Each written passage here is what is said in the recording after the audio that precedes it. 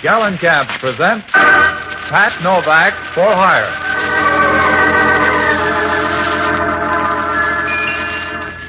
Cinderella lost a shoe and so she got a maid. With lovely shoes a girl can't lose. In gallon cabs she'll race. More miles to a Gallon Cab. Yes, Gallon Cabs, the family shoe stores with the yellow fronts. The largest shoe chain in the West with stores from Canada to Mexico to serve the West. GALLENKAMTS, Gallon Cabs present Pat Novak for Hire.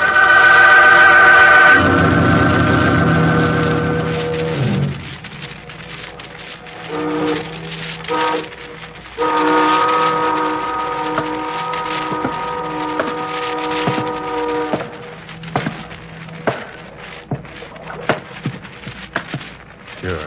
I'm Pat Novak for hire.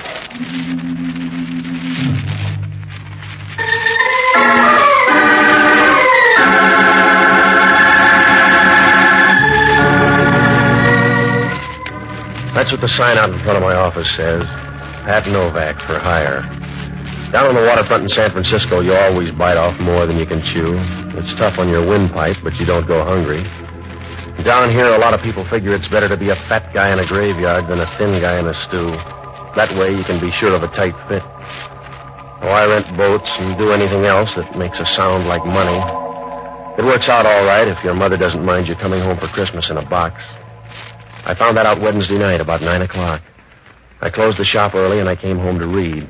Well, it wasn't a bad book if you ever wanted to start a forest fire. It was one of those historical things, and the girl in it was just getting her second wind and her third man when the door to my apartment opened and the place began to get crowded. From where I sat, the crowd looked good. She sauntered in, moving slowly from side to side like 118 pounds of warm smoke. Her voice was all right, too. It reminded you of a furnace full of marshmallows. Good evening. Yeah, thanks for knocking. I don't think you mind my coming in without warning. No, I get the cabbage smell from next door the same way. Does it pay to be that polite, Mr. Novak? Saves you the trouble of saying please. What's on your mind? That bottle in front of you. Will you pour me a drink? No. You'll save dough if you look up a bartender. All right. I came to use you instead of your whiskey anyway. Talk. My name is Lee Underwood. I'll give you $300 to do something for me. It'll only take an hour. That's too much dough unless it's murder. And if it is murder, it's not enough dough. Are you afraid? I just don't like paid murder. I told you. When you get caught, the pain gets expensive. If it were murder, I'd do it myself. Mr. Novak, I want you to frighten someone for me. Why don't you hire a friend? Are they too pretty? It's a man named Dixie Gillian. You'll find him in an office down on Folsom Street, at this address. I promise nothing will happen to you. That's what they told Billy Kahn. He'll be in this office until 11 tonight. I want you to go in and see him. Tell him you're from Adrian, and that he's to get out of town by tomorrow noon. Suppose he wants to put it off. He won't. Don't let him know who hired you. Just tell him Adrian said to leave. Yeah. You better go home. For $300, I won't buy a tissue paper plot. Now tell me more or say goodbye. There's not much more I can tell you, except there won't be any trouble. He's a rotten little beast, and I want him frightened badly. Why? He's been bothering my sister. Why doesn't he bother you? Because I bother back too fast. Do you want the $300, Mr. Novak? Yeah, it's going to be a long winter. Put it on the table. Good. And you'll need this, too. No, you keep it. I don't want a gun. It's empty, don't worry. See? No shells. It's perfectly safe. Now, look, I've got a nasty disposition. You can rent that for $300, but if you want more, find a gunsel or an off-duty copper, will you? I don't want you to be a gunsel. That's why I want you to use this gun. I know it's empty. If you use it on Dixie, he'll scare fast. It's just a way to save some breath. All right, it's your $300. You better go now. Yeah. Wait till I get a coat, will you? If your doorbell rings, don't play mouse. Oh? Because I may look you up.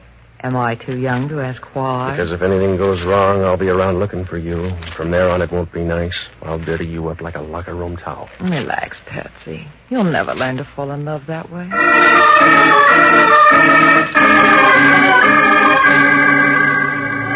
She handed me the gun and walked out of my apartment.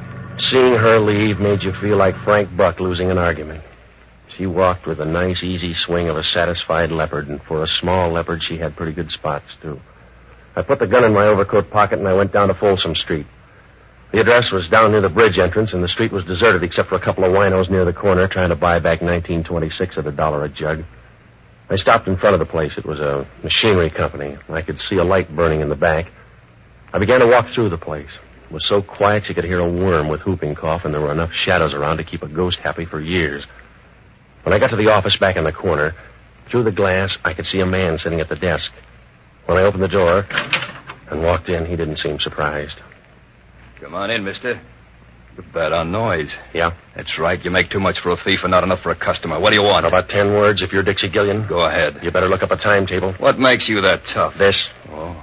Why do you look tougher with the gun? Does it make you talk faster? I'm going to say it slow, mister. Pack up your rompers and get out. Is that you talking or somebody else? I'm just the guy with the gun. Adrian does the talking. And he says get out. That's right. You got the whole message now. All right, you told me. So wander out and spend your dough. I will. You'll need part of it, though, because I'm going to give you an answer for Adrian. I'm going to take that gun away from you, mister. You can pick the pieces out of your head on the way home. You better stand back or I'll share it with you. You got your offer, mister. Let's see you make good. Yeah. Save your muscle, Drop fella. that gun, will you? Save your muscle, fella. The gun's empty.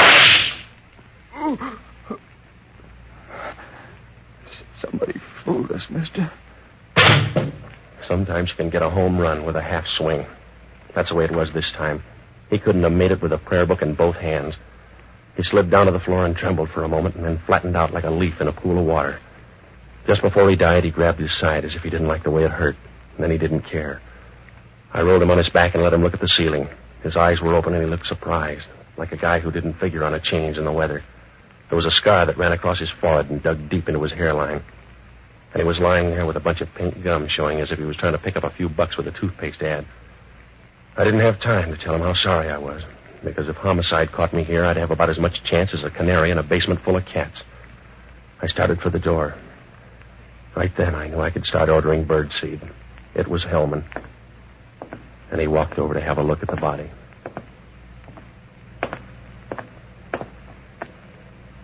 Hello, Novak.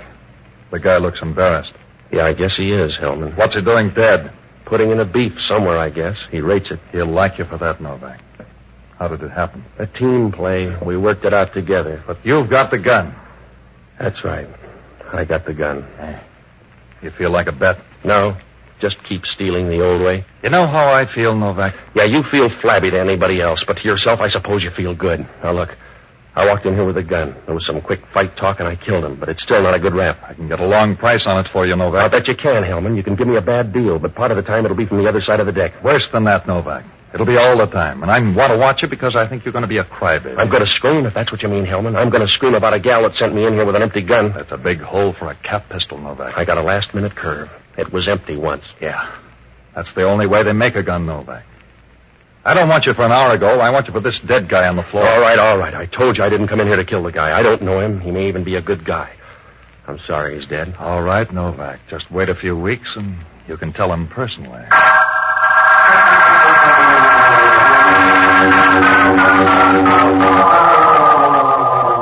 Hellman had me up against the rail and he knew it. When we left there, he was wearing a big, toothy smile. It was big enough to sew on his ears. He called the coroner, and he told him to pick up the stiff, and then we rode downtown. He dropped the gun into ballistics, and he hauled me into his office. The reporters were there. He gave them the whole story and told them how to spell Hellman. After that, we wound up at the desk, and he booked me on suspicion of murder. The next hour and a half was the kind of stuff they don't write about in the paper. They call it interrogation. And when you're finished, you've been through a lot of tight spots, like a piece of bubble gum in a set of false teeth. About 11 o'clock, Hellman brought me into his office, and from there on, it happened kind of fast. I just talked to the DA. He's going to streamline things for you. Well, he's going to look funny. Going to trial on a guy you can't identify. I won't press you. I don't have to, Novak. I've got the only parlay I need.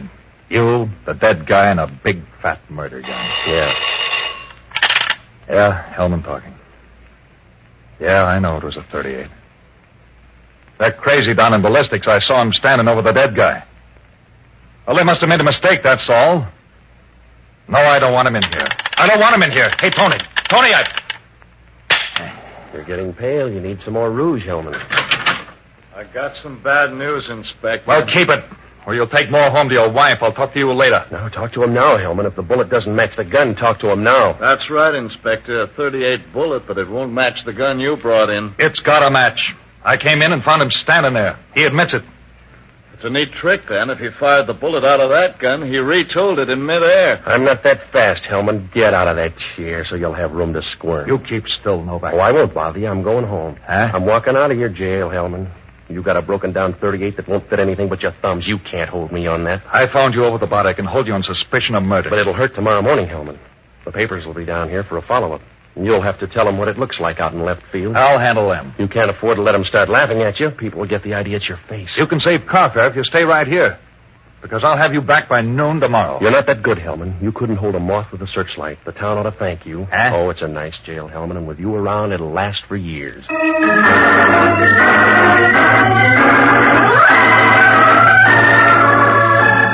We'll return to Pat Novak in a moment.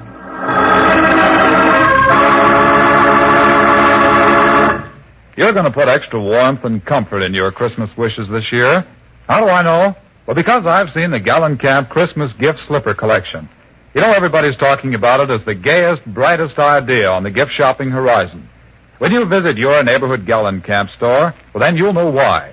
There you'll find slippers for every member of the family. Soft and cuddly warm ski capers for Sis, handsome embroidered Chinese slippers for Mom, warm shearling-lined opera slippers for Brother, and good-looking smooth kid opera slippers for Dad's fireside loafing. Yes, and there are appealingly soft and gorgeously colored shearling scuffs to delight the heart of any young lady from 16 to 60, and slippers for the little nippers. All are irresistibly comfortable, good-looking, and irresistibly Gallencamp priced. Go to Gallencamp's, the store with the yellow front near you, to buy Christmas gift slippers that'll say Merry Christmas in a heartwarming way. Give more smiles with a Gallencamp slipper gift.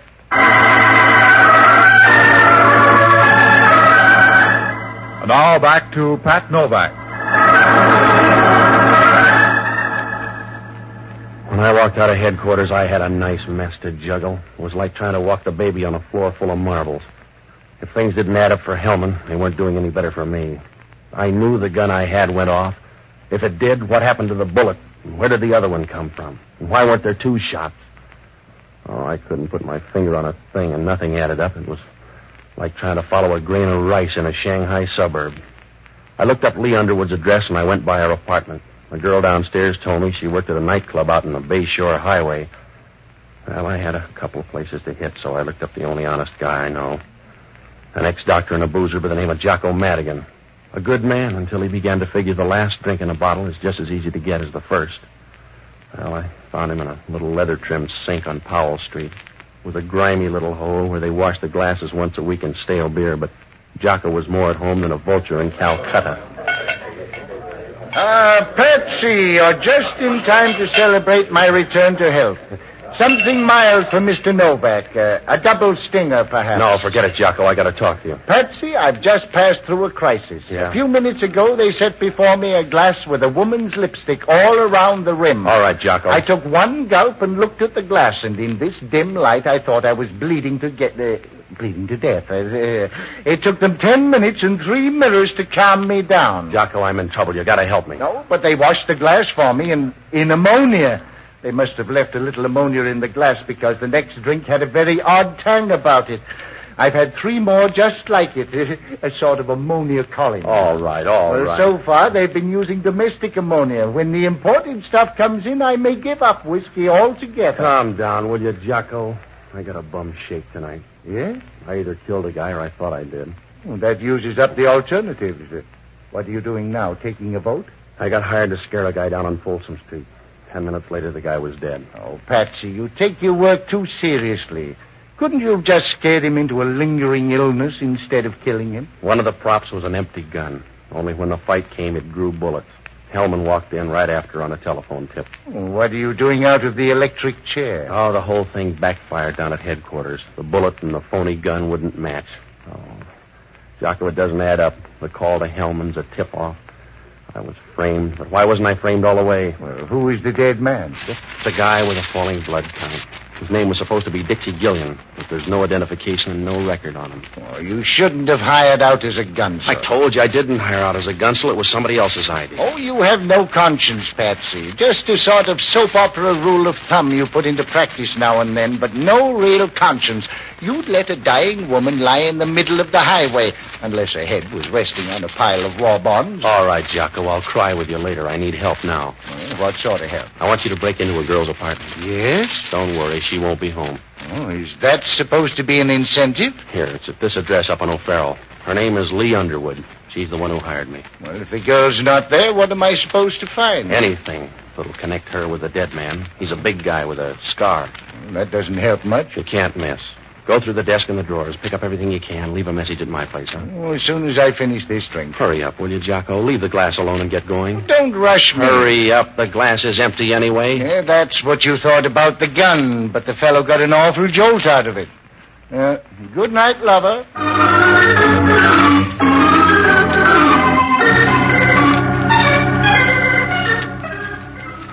I went by a horse parlor on O'Farrell Street and borrowed a car from a guy. It was after midnight when I started down the Bayshore Highway, and about a half hour later I pulled up in front of the Cat's Paw. It was a long, rambling place on the left side of the road. No, there was no plan. It just followed the erosion line until they ran out of material. There was enough neon in front to light a main intersection in heaven. I asked a 50-year-old busboy, and he said Lee Underwood was back in her dressing room getting ready for the 1 o'clock show. When I walked in, she was sitting in front of a mirror, working on an upswept hairdo. If she swept it up any more, it was going to leave her head. I stood behind her, looking at the pink, fresh part of her neck that didn't show when her hair was down. You seem fascinated, Patsy. No. I just want to know where to break it. Oh? Sit down on the footstool here next to me. That's it. I like to look down on people. Here, let me brush that strand of hair back. Or do you like it in your eyes? Brush it back so I can see your answers. Who's Dixie Gillian? What difference does it make? None to him and some to me. He's dead. No, he couldn't be dead. He'd like to believe that, too. I couldn't sell him that story about an empty gun. He couldn't have been killed with that gun. No? No, I put in a blank, Patsy. Somebody used a hard-working bullet because Dixie's dead. There was no reason to kill him. I don't understand. That makes you even with homicide, but they got a bigger team. I don't understand it, Patsy. Who's Dixie Gillian? He was after some microfilm. I thought I could scare him away. You better be ready to identify him because homicide stopped. Even the scar didn't help. What scar? Scar across his face. There's no record on him. Oh, no, Patsy. Everything goes wrong. Everything you touch goes wrong. That's the wrong man, Patsy. Yeah. Well, it's too late for a recount. You've got to get to that body, Patsy. I don't know how, but some way you've got to get to him.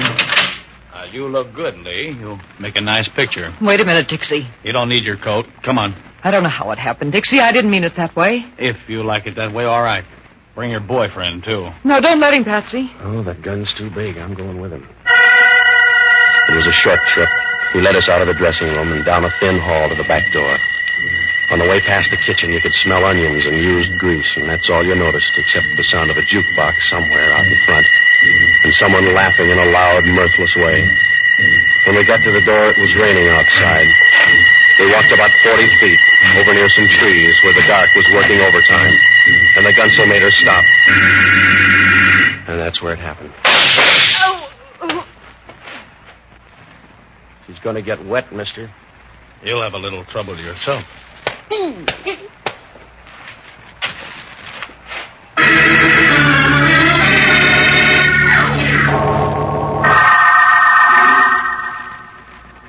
When I woke up, it was still raining, and I was lying on top of the mud like a stubborn seed.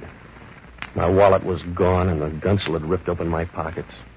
I stood up, and I walked over for a last look at Lee.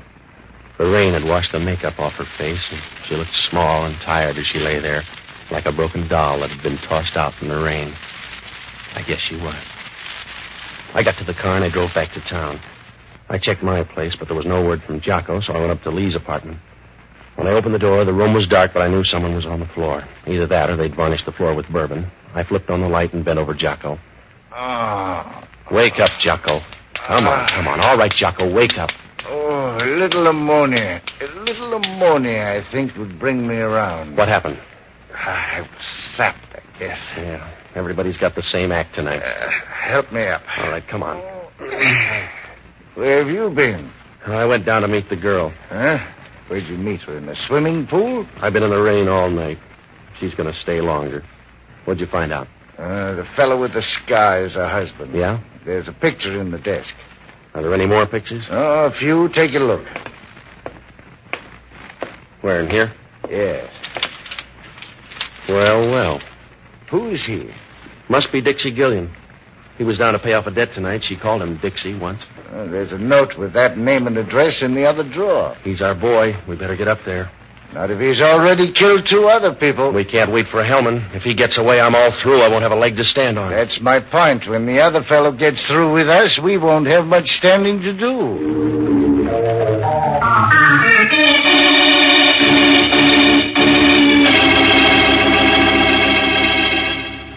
I felt better now.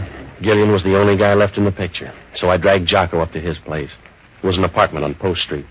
The elevator operator took us to the 8th floor and said that Gillian had come in a few minutes before. There was no answer, so we tried the door and it was open. Jocko didn't like the idea. Oh, Patsy, this is folly. Risking my life is one of the bravest things you do. Keep still, Jocko. What are we supposed to do? The door was open, wasn't it? So are a lot of graves, but I've never been tempted. Hey, look at the furniture. There's been a fight here. I'll look in here. You check in the bedroom. If I'm not right back, don't expect me at all. Yeah. Patsy, come here. Yeah? There's somebody on the fire escape. Stand back here. He's not moving. He was leaning that way when I first saw him. I'll get on this side. You raise the window. Go easy, Jocko. Can you see him from there? Raise it a little more. He's still leaning there. I can reach out. Now watch yourself. If he's kidding, you'll lose an arm. I've got him. Raise the window more. Yeah. Oh, Patsy, he's falling. Give me a hand. Oh, here, let me through there. Oh, it's too late. I can't hold him. He's falling. I'm sorry. Yeah. He was probably dead anyway. If he wasn't, that was a step in the right direction.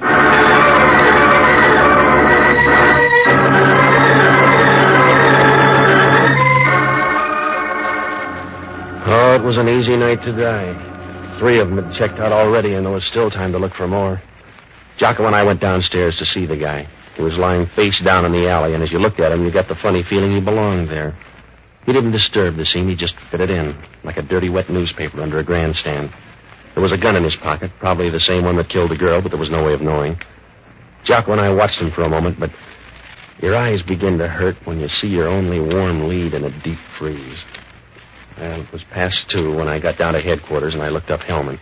I briefed him on the girl and the guy in the alley, and then I asked him if any microfilm had turned up on the first guy in the morgue. It was a waste of time. Hellman couldn't find a brass ring in a dead man's nose, but we went over to the morgue for another look. So far, it was working out like a crossword puzzle torn in half.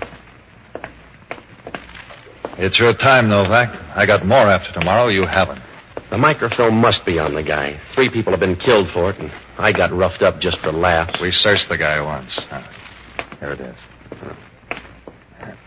Help me roll it out. Yeah. Well. He sure got thin under that sheet, didn't he? Wait a minute. Oh, you run a good morgue, Hellman. What'll the papers say when they hear the stiff got up and walked out? They got him in the wrong place or something. He didn't walk out. He's gone, Hellman. Have you got an answer? He's been moved, I tell you. The guy was dead, and I saw him put him here. He couldn't be walking around with a hole in the middle of his back. Oh, I don't know, Hellman. You can do it with one in your head. Don't sell the guy short.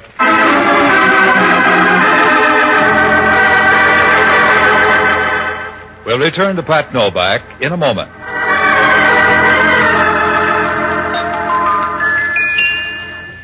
Cinderella lost a shoe, and so she got a mate. With lovely shoes a girl can't lose. In gallant camp she'll wait. What girl hasn't dreamed Cinderella dreams of her own and wished for a fairy godmother to make those dreams come true?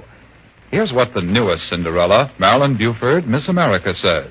The modern girl doesn't waste time dreaming. She makes her dreams come true, and she needs no fairy godmother to give her lovely shoes. She doesn't, that is, if she has discovered my favorite shoe store, Gallencamp. Yes, Marilyn, for gracefully lovely shoes, flattering and in the latest fashions, wise girls go to Gallencamps. Gallencamps are shoe-style leaders. And so amazingly priced, a girl can afford to have all the shoes she needs. And here's extra good news of a special Thanksgiving shoe sale. Yes, prices are actually going down on many of the up-to-the-minute shoe styles tomorrow at Gallencamps. So shop this sale at the Gallencamp store near you tomorrow to step assured into the exciting holiday activities ahead. Look lovely in Gallencamps. Cinderella lost a shoe and so she got a maid. With lovely shoes a girl can't lose. In Gallant Camp she'll raid. And now back to Pat Novak.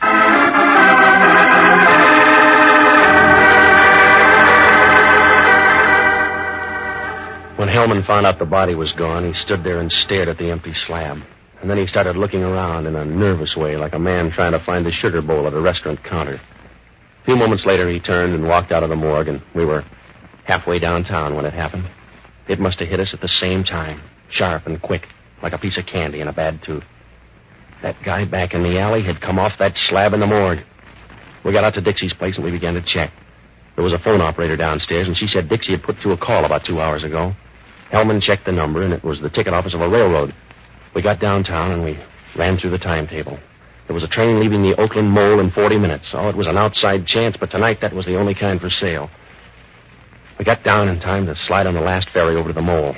It was still dark out when the ferry pulled away from the slip and started across the bay. Over toward the Berkeley Hills, it was beginning to get light. The sky was the color of a bruise spot on a man's arm. We'll get up to the pilot house and tell him not to dock until we've gone through all the passengers. He doesn't have to be in on this one. He'll check the train when he gets there. Wait a minute. You don't have to check. There's your boy. Where? Up there. On the rail. Now, you better go easy. He's not a scale model. Just walk quietly until we're behind him. Yeah.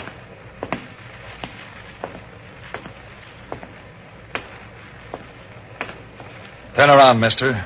You'll get a better view. Oh. Well, hello, Novak. How was the wind and the rain in your hair? Meet Inspector Hellman. You better turn in your ticket. Well, I hope you brought your muscle. Grab it, Hellman. That's what I'm trying to do. All right, copper. Watch it.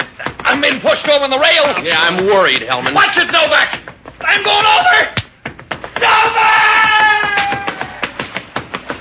That's one down, mister. Now for you. Yeah.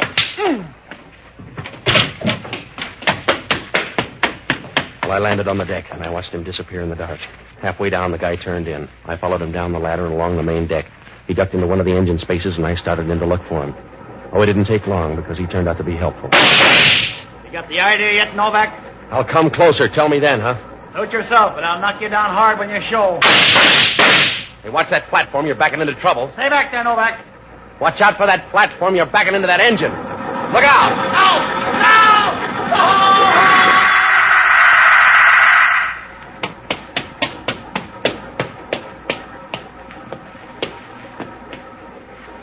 I kind of wound up last, huh?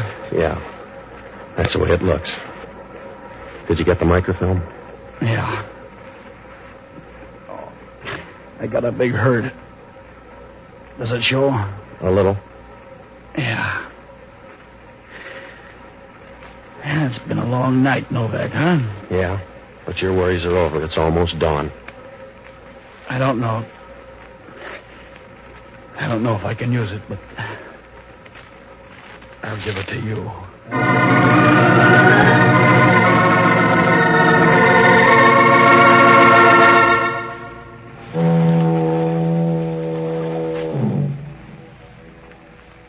Well, they fished Hellman out of an oil slick a few minutes later. It was the first time his hair ever looked good.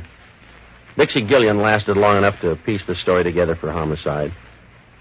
Lee Underwood was on the level. She knew her husband was carrying microfilm and was worried, so she hired me to scare off Gillian. It might have worked, too, because Adrian was too big for Gillian to argue with. But the first slip came when Lee's husband went by to make a deal with Dixie without telling her. Well, when I jumped him, Dixie was outside and figured it was a double cross. He didn't have time to figure it, but he killed him with a silencer when Lee's phony gun went off. Well, he spent the rest of the time looking for the microfilm. That's why Jocko got sapped and the girl got hers. And by that time, Dixie knew the microfilm was still on the dead man. The only way he could be sure was to get the body out of the morgue. He took it up to his apartment, and when he got the film, he planted the gun and put the body on the fire escape. It was safer that way. There was a 50-50 chance the police would miss it the first time around, and he'd have a fair lead. It almost worked out for him, except for that phone call. The microfilm? Well, it was in a capsule next to the roof of the guy's mouth. Yeah, so old it was new again. Well, Hellman asked only one question. In that fight Did I have anything to do with pushing him against the rail? I told him. Sometimes those ferry boats roll as much as 45 degrees.